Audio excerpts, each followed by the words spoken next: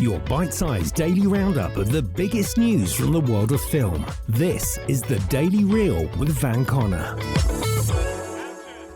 Good morning, it's Monday, February the 15th.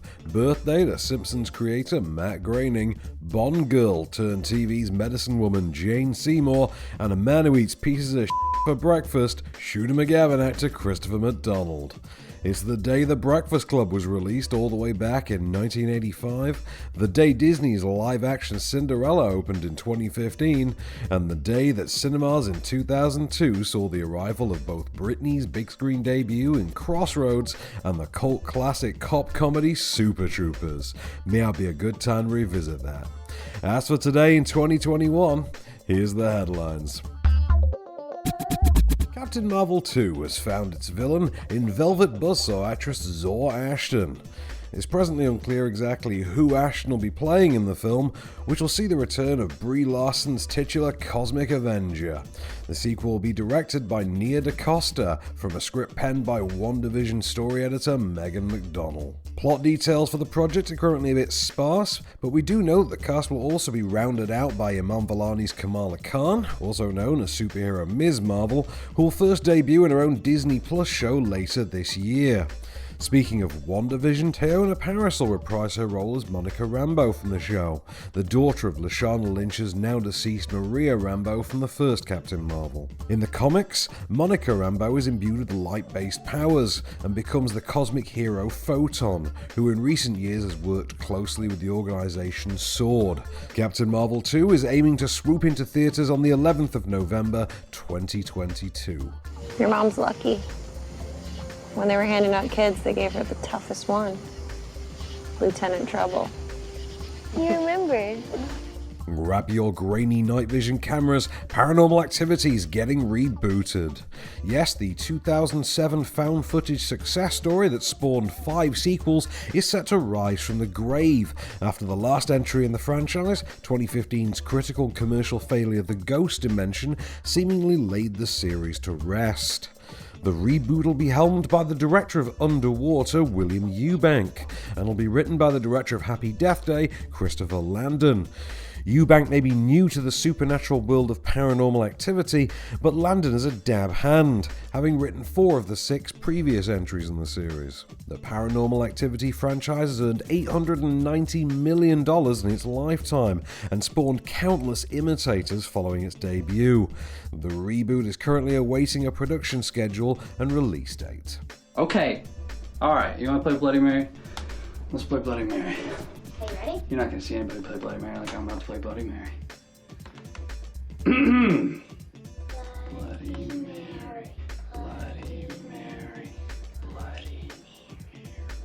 Paramount Pictures has acquired the rights to classic Rodgers and Hammerstein musical The King and I.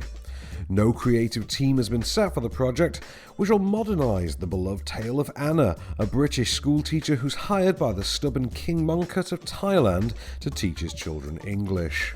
The relationship between the king and Anna, though initially marred by conflict, soon blossoms into a forbidden love to which neither can admit. The Broadway musical was first adapted to film in 1956, directed by Walter Lang and starring Deborah Kerr as Anna and Yul Brynner as the king. That film went on to win an astounding 5 Oscars, and most notably, a Best Actor gong for Brynner. Paramount are reportedly eyeing the new project from a modern lens, specifically highlighting the timely and topical nature of racial politics. Sources close to the film say that the studio sees a prime opportunity to reimagine the story in a way that aims to explore diversity and the contrasting worldviews of the characters, by both pulling from real history and the original musical. No details on when to expect The King and I are known as yet. Shall we dance? Shall we dance? Shall we dance? Available on digital today is the supernatural family adventure Max Winslow and the House of Secrets, which is also available on DVD and Blu-ray, along with the Bruce Willis and Tom Jane sci-fi action Anti-Life, anime Batman adventure Soul of the Dragon, and the latest adaptation of The Secret Garden. On Netflix from today, you can catch the animated prehistoric family romp Alpha and Omega Dino Digs.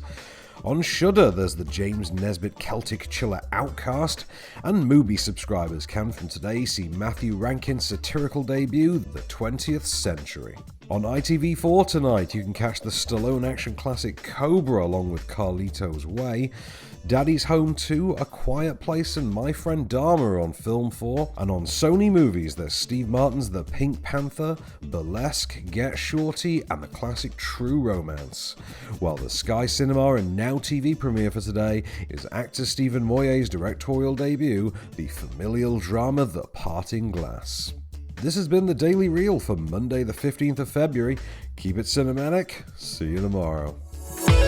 The Daily Reel is a Candystore production, presented by Van Connor and written by Calvin Prickett. All information is correct at the time of writing, and source links are in the description for each episode. Don't forget to rate, review and subscribe on all good podcast platforms, or ask Alexa to install the Daily Reel skill for your morning flash briefing. Follow the show on social at Daily Reel Pod, and we'll be back every weekday. Until then, keep it cinematic.